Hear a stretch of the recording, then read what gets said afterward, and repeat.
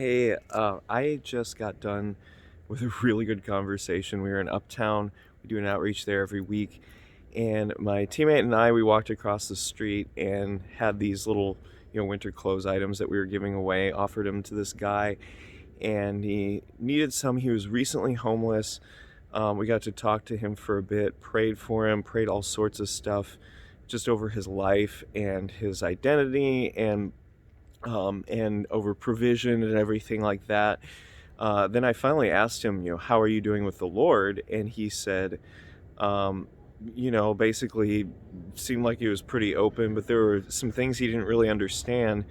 And so I shared the gospel with him and asked about if he was ready to receive Christ, and he said he didn't really understand that.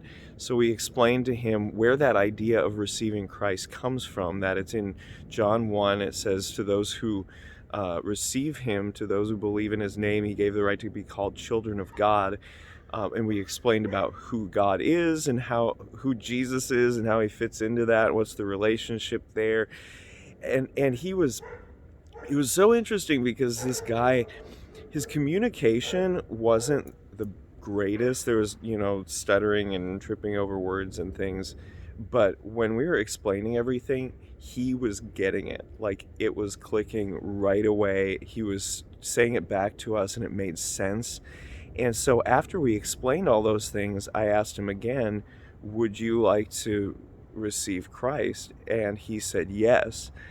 And I don't know if you've ever had this happen before, but this was one instance where it was really helpful to explain and ask someone if they wanted to receive Christ, but the prayer to receive Christ wasn't super helpful. That just made it really confusing for him.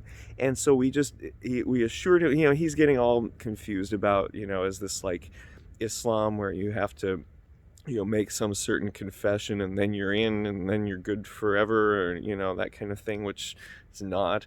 But we explained with him out of Romans 10 that if you confess with your mouth that Jesus is Lord and believe that believe that God raised him from the dead, you will be saved.